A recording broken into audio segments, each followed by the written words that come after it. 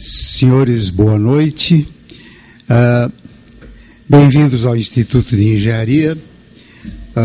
Senhores telespectadores, boa noite. Esta é mais uma reunião que realizamos em conjunto o Instituto de Engenharia com o I3E e teremos esta noite a presença do Dr. José Sebastião Viel, que é engenheiro eletrotécnico pela FEI, administrador de empresas pelo Mackenzie, prestou serviços profissionais em empresas nacionais e multinacionais, fabricantes de produtos e equipamentos elétricos, diretor da ABINE e presidente da UCEE de 1999 a 2005, representante da CNI no Conmetro e membro do SMB-IEC, Standardization Management Board. Atualmente é superintendente do COBEI, Comitê Brasileiro de Eletricidade, Eletrônica, Iluminação e Telecomunicações. O tema dessa noite tem uma abordagem em que vai ser apresentado um breve histórico do Comitê Brasileiro de Eletricidade, o COBEI, e da ABNT, e serão abordados os temas normas relevantes revisadas e publicadas, comissões de estudo e principais projetos em andamento, atuação do COBEI junto à IEC, certificação e reconhecimento mútuo. O tema é de extrema importância, especialmente com o desenvolvimento da indústria eletroeletrônica no Brasil e em todo o mundo, e o Instituto está preocupado justamente em trazer as pessoas que estão ligadas ao assunto para que se faça uma abordagem daquilo que existe, daquilo que foi feito e daquilo que falta fazer em termos de normalização, em termos, enfim, de novas tecnologias que estão sendo postas em uso. Para não me alongar mais, eu só queria mencionar que não contamos hoje com a presença do Martin Krunegi, que infelizmente está adoentado, mas o doutor José Sebastião Viel vai substituí-lo e temos certeza que todos vão apreciar a apresentação. Muito obrigado. Boa noite, senhores. Bom, a nossa ideia, como foi apresentado, é passar para os senhores como está organizado no Brasil a normalização elétrica, seja nacional, em âmbito nacional, que são as normas ABNT, NBR, que nós conhecemos, seja a nossa participação na norma internacional.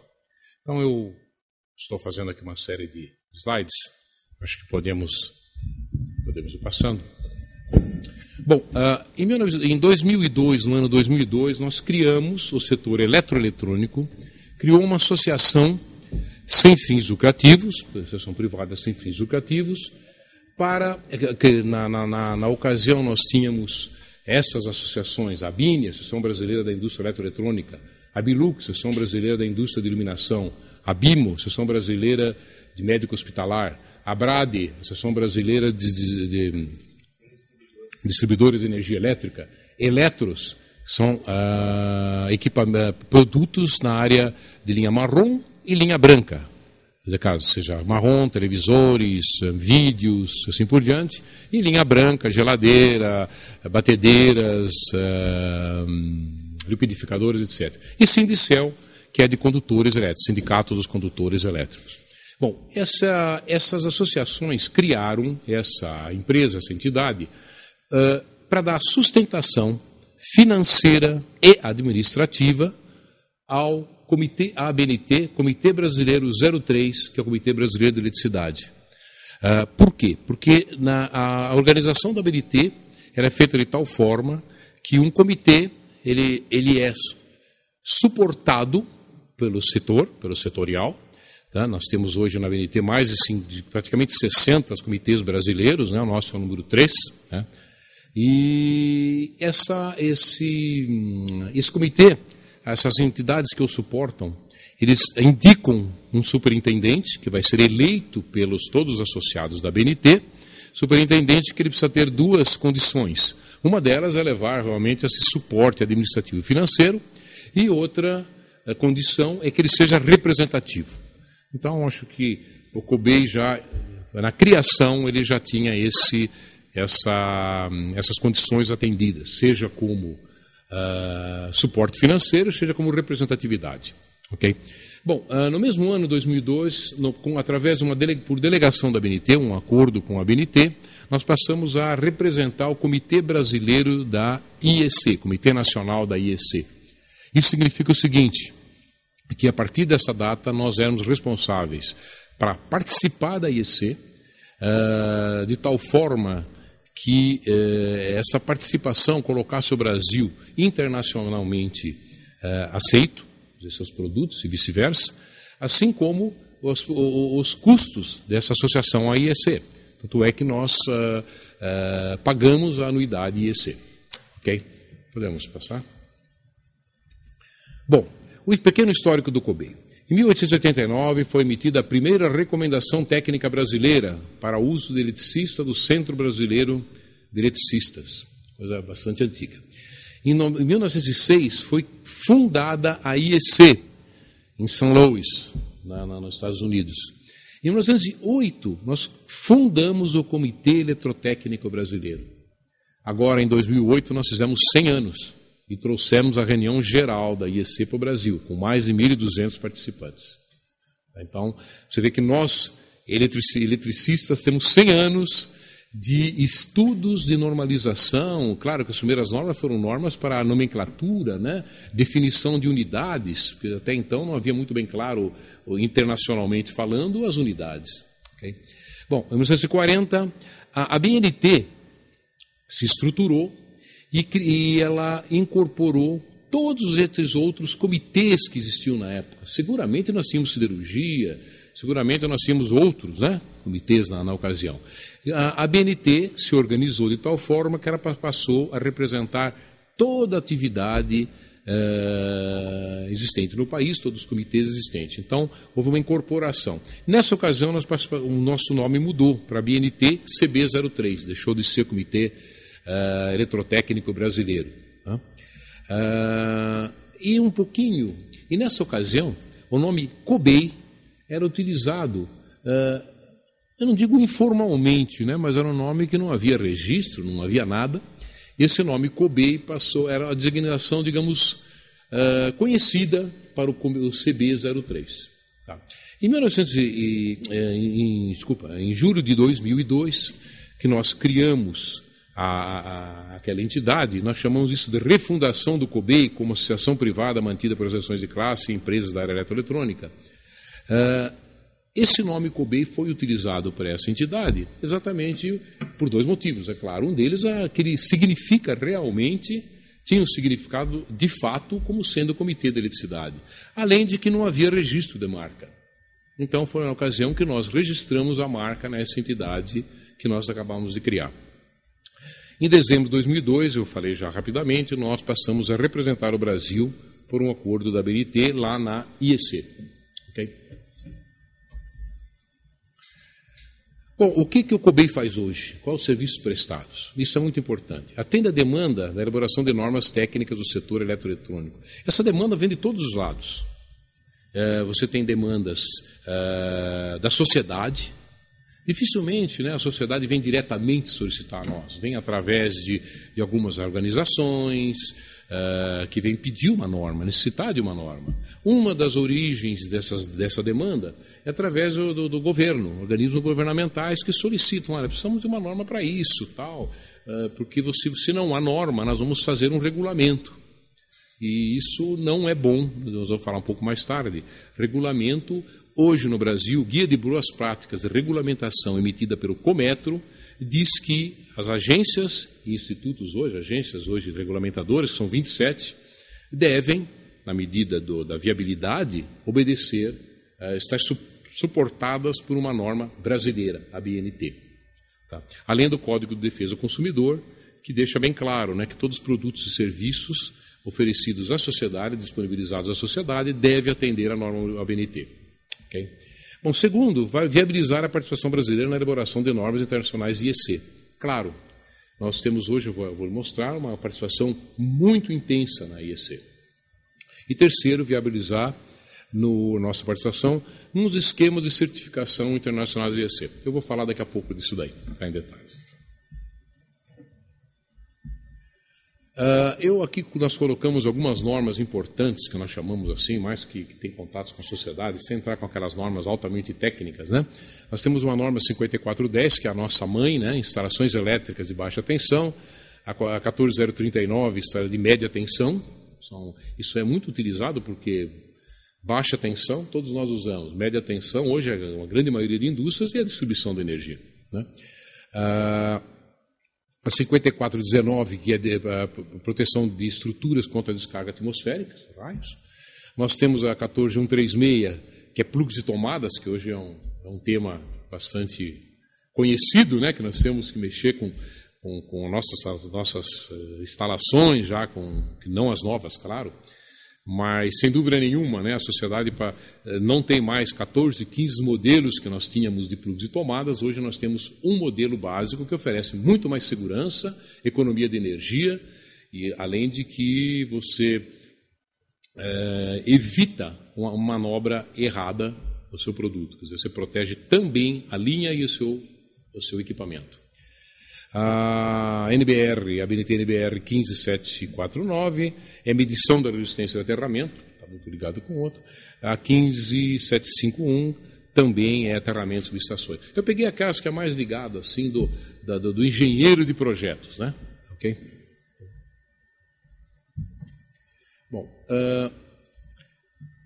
isso aqui nós colocamos são alguns regulamentos e leis básicas que são regulamentos, claro, são governamentais por definição, que norteiam um pouco ou complementam um pouco o trabalho da normalização. Então, você tem essa lei 11337, que na verdade ela é uma lei que obriga a utilização do fio protetor, condutor de proteção, chamado fio terra. Na verdade, isso já existe na nossa norma. Na norma 5410 já existe essa exigência do fio terra. Mas como não estava muito bem claro para a sociedade, foi feita então uma lei. Essa lei ela deixa muito claro que todas as instalações elétricas, residenciais, comerciais, que têm acesso direto ao consumidor final, ao utilizador, tem que ter o fio condutor de proteção, chamado fio terra. Uma outra, a portaria também, a 85 de 2006, que obriga a certificação obrigatória de cordões com plugs de acordo com a norma 60884. Então, hoje, qualquer equipamento que você compre no Brasil, o cordão e o plug têm que ser certificados, no caso, pelo Inmetro. Deve ser certificado pelo Inmetro. E tem essa outra portaria 371, a obrigação dos eletrodomésticos. Aí é o seguinte... nós tínhamos já, num eletrodoméstico, nós tínhamos o plug e o cabo já submetido a uma avaliação de qualidade, de conformidade, de acordo com a norma, porém ainda nós não tínhamos o eletrodomésticos, certo? O liquidificador, a batedeira, a geladeira e tal. Já havia alguma coisa no sentido de eficiência energética. No caso das geladeiras, todos nós conhecemos aquelas barras coloridas, né?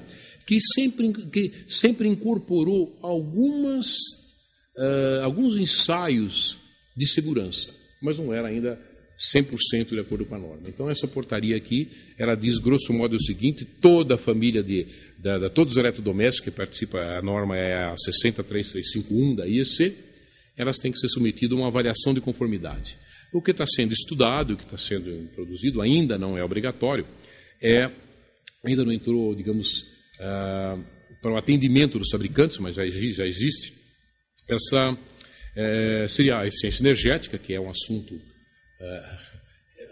extremamente importante no mundo todo hoje, que é a eficiência energética, como também os ensaios de acordo com a norma dele. É uma família de normas, tem quase mais de 100 normas, né? Essa 60335. Mais de 100 normas. Então você tem ferros de passar roupa, liquidificadores, geladeiras e assim por diante. Micro-ondas. Então isso daí está sendo. Aí houve inclusive um acordo que foi feito conosco, COBEI, a BNT, né, com o Inmetro, para que ele comece a fazer esse regulamento ainda na norma IEC. Porque nós, claro que foi consenso, né?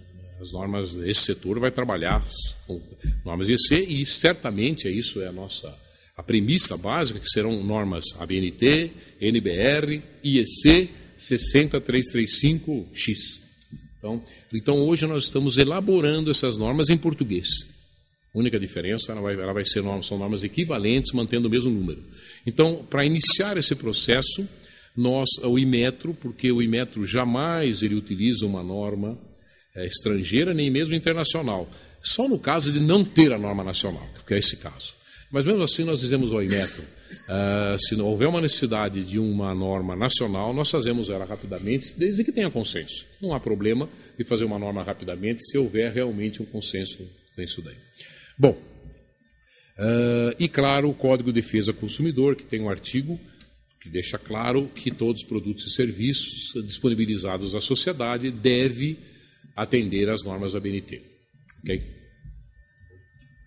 Bom, isso daqui é praticamente o primeiro que eu apresentei, porém a participação que nós temos na IEC. Então, hoje no CB3, a BNT CB3, nós temos grosso modo 125, né, entre comissões de estudos e grupos de trabalho. Desses 125, nós temos lá do lado direito, nós temos 45 membros da IEC, que é membro P participante, e 57 membro O. O que é isso? Na verdade é o seguinte, o princípio básico é espelhos. Você tem aquelas 45 membros P, você vai encontrar as 45 comissões de estudos aqui dentro, que trabalham e são responsáveis de elaboração de normas lá na IEC. Isso que é mais importante. Tá, então, hoje uma norma NBR, ela deverá, por todas as nossas orientações, ser feita lá no âmbito internacional. Na nossa área elétrica, no IEC e na outras áreas, na ISO. Então, a norma NBR nossa não deverá mais ser feita no Brasil. O Brasil deverá elaborar, juntamente com o restante dos países do mundo, a norma brasileira. Dizer, é claro que nós temos que trabalhar muito aqui, suar muito aqui nas nossas comissões de estudos para acompanhar e participar nas reuniões com o restante dos países do mundo. Essas reuniões podem, inclusive, ser realizadas no Brasil. Nós tivemos algumas reuniões realizadas no Brasil, e então nem sempre significa muito dispêndio, inclusive agora com ferramentas eletrônicas aí, videoconferência que nós estamos implantando, deve facilitar isso aí. Mas o princípio básico é que a nossa norma NBR seja já uma norma de consenso mundial. Claro que ela vai continuar obedecendo todos os procedimentos do Brasil. Consenso na Comissão de Estudo Brasileira, consulta pública no Brasil, que em primeiro lugar a norma NBR tem que ser boa para o Brasil. Eu uso esse termo aí, é um termo mais simples, né?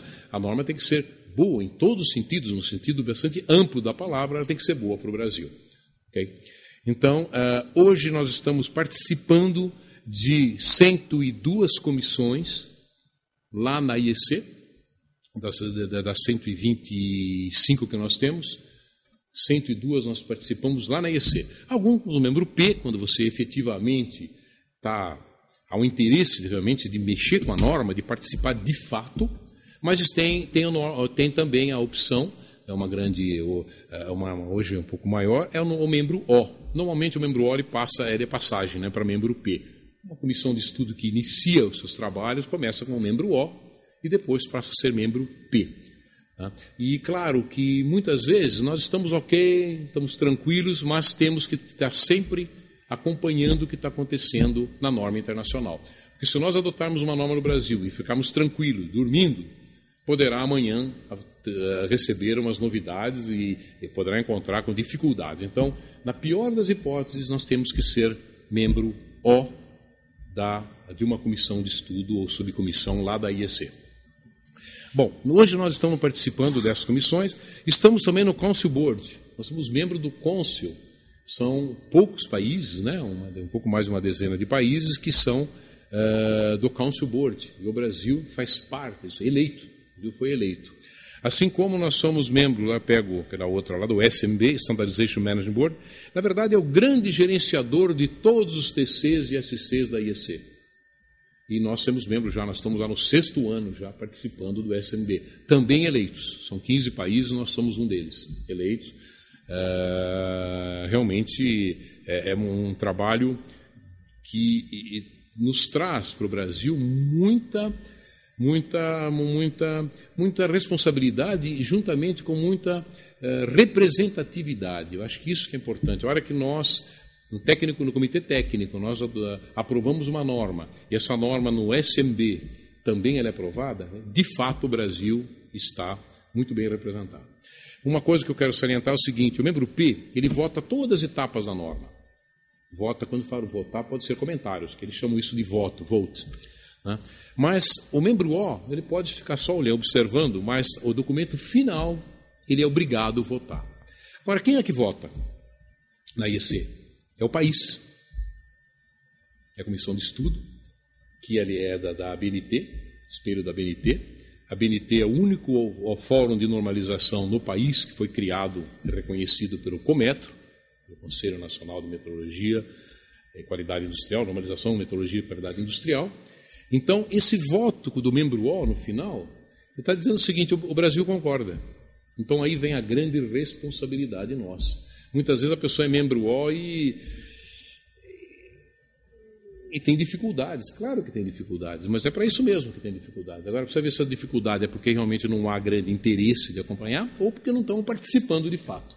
Claro que cada caso é um caso e o objetivo nosso, repito, é nós participarmos efetivamente na IEC. Fazemos parte também do Conformity Assessment Board, o sistema de avaliação de conformidade da IEC. Também nós estamos aí já no 4º ano. O que levou a IEC a fazer um sistema de avaliação de conformidade? Assim como a ISO também tem. A ISO chama-se CASCO, Conformity Assessment Committee, Comitê de Avaliação de Conformidade. E aqui, CAB, Conformity Assessment Board. O que levou? Foi uma evolução natural que houve da IEC e da ISO no mundo. Então, a Organização Mundial do Comércio, como ela reconhece hoje que a norma internacional, que a IEC e ISO são normas internacionais, ou melhor, não causam barreiras técnicas quando você a utiliza, e ao mesmo tempo, quem não a utiliza, ela pode ser barrada em qualquer país. Se hoje o Brasil, se tiver um produto que entra no país não estiver de acordo com uma norma internacional, ou ISO ou IC, o Brasil tem direito, na Organização Mundial do Comércio, no Technical Barriers of Trade, barreiras técnicas do comércio, de recusar, impedir a entrada desse produto. Então, a grande pergunta que foi feita na ocasião é o seguinte: mas como que eu sei que está de acordo com a norma ISO ou de acordo com a norma IEC? Então, foi criado um board, um comitê, para criar regras básicas para como fazer uma avaliação de conformidade de um produto fabricado de acordo com a norma IEC, ou no caso da ISO. Né? Isso daí é, digamos, o alicerce para as grandes certificadoras, tudo. Né? Essa é a base e trabalho das certificadoras que nós conhecemos, que existem diversas aqui já, entidades disso daí. Então, você vê que nós estamos realmente muito bem representados lá na IEC. Quer dizer, não há motivo pelo qual que a gente possa ter maiores problemas com a IEC, porque comunicação é que não nos falta, né? e representatividade. Tá bom? Bom, aí eu fiz um diagrama de barras que mostra a nossa participação como membro total, né, da IEC, e membro P e membro O. Eu fiz isso daí para mostrar uma evolução que nós tivemos em 2002, quando nós criamos o COBEI, né, que nós demos aquela arrancada, a recriação do COBEI. Então você vê que está aumentando a nossa participação como comitês lá na IEC. Quer dizer, a nossa participação tem aumentado. Claro que isso daí ela tende a uma síntota, né? Tende a se equilibrar, pequenas variações. Mas nós estamos, hoje, de todos os comitês e subcomitês da IEC, nós estamos, a representação nossa é, grosso modo, 2/3 da participação. Isso porque tem muitas normas IEC que nós não temos uma equivalente no Brasil. Eu vou pegar a norma de 5410, norma de instalações elétricas. Na IEC são diversas normas, e nós aqui fizemos uma só, por motivos realmente práticos. Então ela não é uma equivalente, mas ela é uma norma baseada na IEC, só que a montagem dela, né, o layout dela é diferente. Então, eu diria que a nossa participação na IEC hoje ela é 80% do que acontece na IEC, nós estamos participando. Ok? Mas isso é mais... Há uma coisa só, uma informação que eu estou trazendo. Em 2009, recebemos da IEC cerca de 3.000 documentos para análise. O Guilherme, que se ocupa disso, ele sabe o que significa. Claro que ele recebe e envia as comissões de estudos e monitora, faz um gerenciamento das votações, comentários, que passa tudo para o Comitê Nacional da IEC, lá pelo COBEI. Ok? Próximo. Bom, isso daí eu fiz para deixar claro alguma coisa. Eu fiz essa apresentação no Conselho Técnico da BNT, então eu coloquei isso aí. Qual o objetivo máximo do COBEI na área de normalização elétrica? É o quê? Assegurar que a norma nacional, a BNT-NBR, seja desenvolvida na IEC. Uma linguagem bem simplificada. Quer dizer, ela seja feita lá.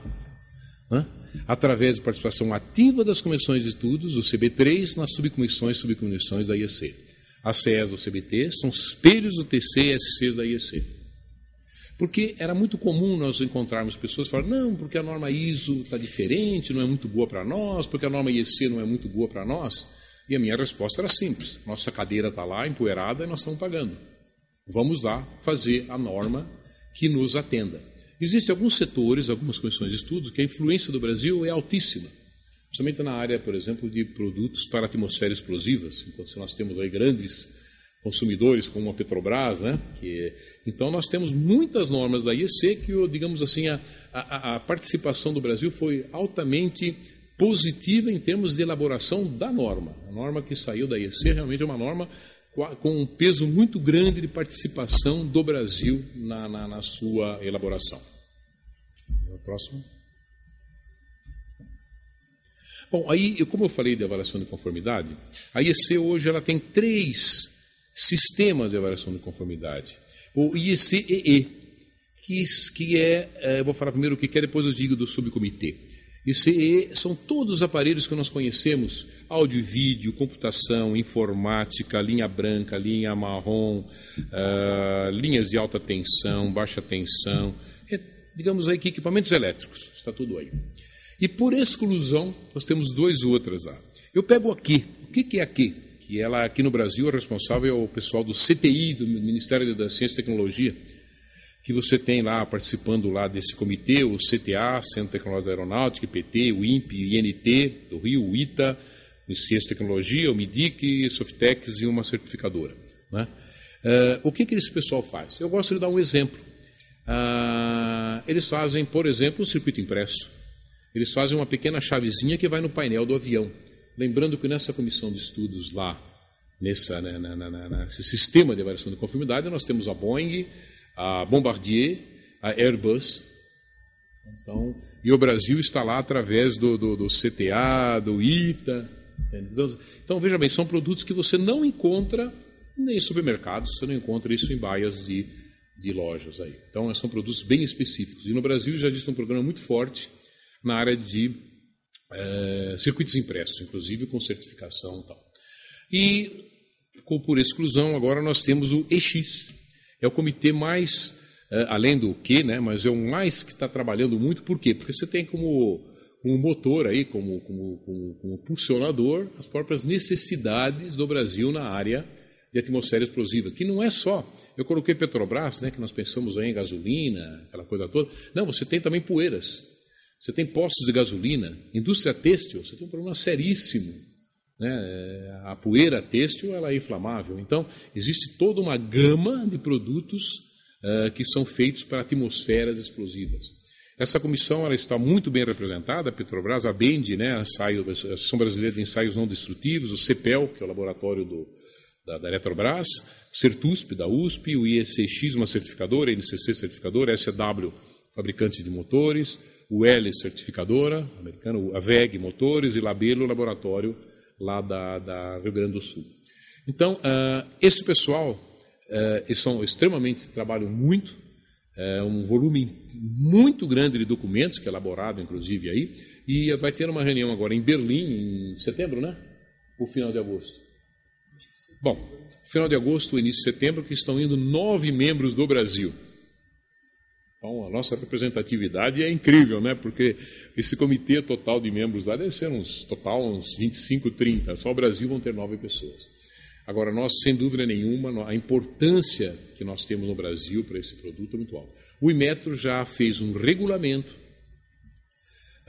já havia, né, esse regulamento para a certificação obrigatória, né, de produtos para atmosfera explosiva, e hoje, no termo desse regulamento, já está explícito o IEC-EX, que é um sistema da IEC. Então, antes você encontrava um pouco aberto, chamando memorandos de entendimentos, para você aceitar um produto que vinha do exterior com uma outra certificação. Então, o próprio Inmetro hoje, ele reconhece oficialmente que esse scheme em inglês, da IEC, ele é aceito. E no Brasil nós usamos os mesmos critérios. São comitês espelhos. E aqui nós chamamos de subcomitês. Então, o que acontece lá, nós acompanhamos aqui. Então, nós participamos das reuniões lá, tanto do EE quanto do EX, claro, e como do Q. Então, o Brasil, a participação é muito intensa nesses 3 sistemas de avaliação de conformidade. Existe, claro, por trás disso, é um dos itens que nós colocamos aí, que é reconhecimento mútuo. A IEC, por esses sistemas que ela tem de avaliação de conformidade, você tem um reconhecimento mútuo de todos os países que são signatários ou membros da IEC. Então, se você é um país membro da IEC, recebe uma documentação técnica de ensaios de um produto feito em algum outro país que tem esse sistema da IEC, feito no sistema da IEC, o Brasil reconhece essa documentação técnica. É claro que tem que passar por uma certificadora para fins muito mais administrativos, regulatórios do Inmetro, né? Tem todo um sistema administrativo em cima disso. Mas a avaliação da conformidade técnica é reconhecida por todos os países que participam do sistema da IEC. O próximo. Aqui também, muito rapidamente, só para ver a evolução, né, das comissões de estudos em atividade nesses últimos, de 2002 até agora, também é mais para ter uma noção do trabalho que nós estamos fazendo aqui, é número de comissões ativas, né, em função do tempo. Quer dizer, nós, a partir de 2002, e lembrando que em 2001 nós estávamos a 0, né, porque houve uma... Como eles interagem? Como funciona? Cada eles têm reuniões... Claro. Eu vou dizer muito rápido, mas ele vai entrar em detalhe. Cada comissão de estudo tem a sua pauta, as suas reuniões marcadas, tem os seus participantes. Existe, inclusive, os participantes têm um password, um login, uma senha, para participar dessas comissões. E todas as atas nossas, todas, sem exceção, são registradas e arquivadas. Porque eu sempre digo que o que é discutido lá dentro, nós estamos falando em nome do governo do Brasil. Aquilo que nós estamos conversando. Realmente, a norma nacional brasileira ela é feita, é voluntária, a participação da sociedade como um todo, e, na verdade, nós fazemos uma sociedade faz uma norma. E a norma, para um advogado, norma e lei é muito parecido. Okay? Pode passar o próximo. Bom, aqui a quantidade de normas publicadas que nós tivemos nesses últimos 8 anos. Então, também tem aí um crescendo. Esse ano nós estamos até julho com 43, devemos chegar a uns 80, né? 85. Então, você vê que existe aí um crescendo. Claro que tem anos que, por exemplo, esse ano de 2009, havia muitas normas que no final de 2008 estavam em consulta pública. Foram publicadas em janeiro, fevereiro. Então, mas eu acho que temos que pensar em termos de média de evolução. Por favor. Bom, muito rápido, né? O acervo nosso em 2002, nós tínhamos total de normas da BNT eram 963 normas e o comitê, 963 normas do CB3, em 2002, do total, sendo que 15% eram normas baseadas ou equivalentes à IEC. Né? Então, isso ainda no final de 2002. Agora, nós temos mais uma. De 2003 para 2010, isso aí é um comparativo dos nossos trabalhos, né? O que nós estávamos com 15% passou a 60%. Hoje, das normas que são publicadas no CB3, 60% são equivalentes ou baseadas. Não contando com aquelas que eu lhe falei que não existe uma correspondência, né, que são pedaços da IEC, nós pegamos alguns pedaços de comissões de estudo. Então, nós estamos realmente com uma participação muito grande. Né? Bom, nós estamos procedendo agora a uma revisão sistemática. Existe ainda uma quantidade muito grande de normas ainda datilografadas, e normas acima de 10 anos. Então, estamos fazendo uma grande revisão. Essa revisão, o que consiste? Consultar todas as comissões de estudo, uma por uma, para que se posicione. Essa norma é válida, ou cancelamos, ou vamos revisá-las e vamos atualizá-las, mesmo que seja simplesmente colocar uma data nova, se o texto ele é consistente. Então, após a revisão sistemática, acreditamos, grosso modo, que nós vamos cancelar 200 normas. Outra coisa, essas normas, antes de serem canceladas definitivamente, ela passa por uma consulta pública nacional bastante ampla, desde o boletim da BNT, nos sites,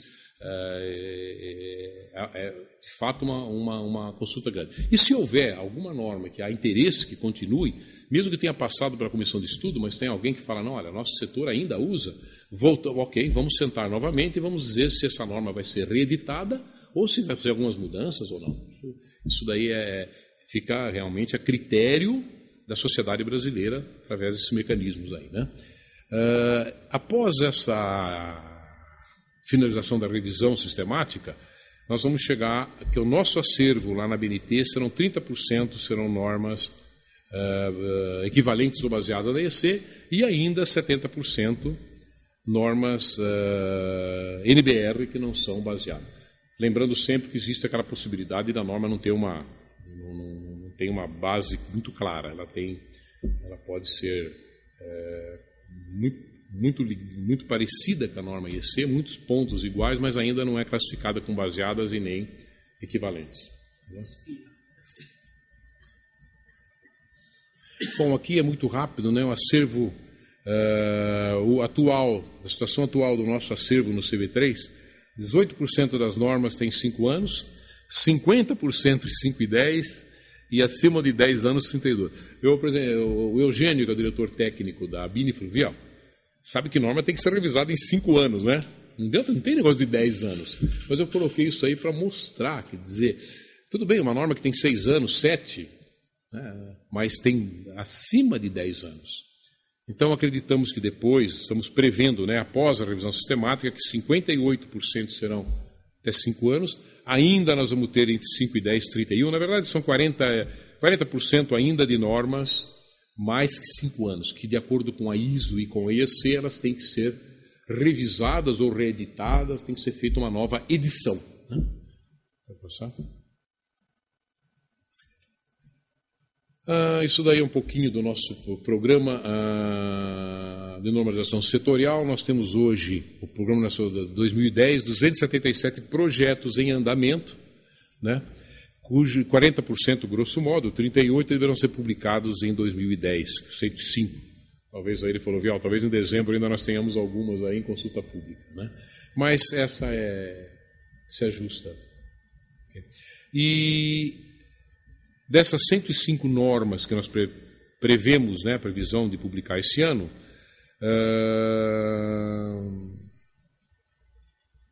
até julho desse ano nós tínhamos, a grosso modo, 40% publicadas em consulta nacional e ainda falta 60%. Como foi no Conselho Técnico, então havia um interesse de saber o detalhe. Nós temos ainda 60% de normas ainda que são elaboradas, que na verdade a Comissão de Estudo elabora a norma e manda para a BNT. A BNT tem todo um procedimento, desde a consulta pública, a colocação no formato, existe N itens que são procedimentos para editar uma norma. Próxima. Bom, isso aqui é a última, é o seguinte. Outros comitês brasileiros participam do Comitê Nacional da IEC. Sim, desde que tenham interesse em normas elétricas.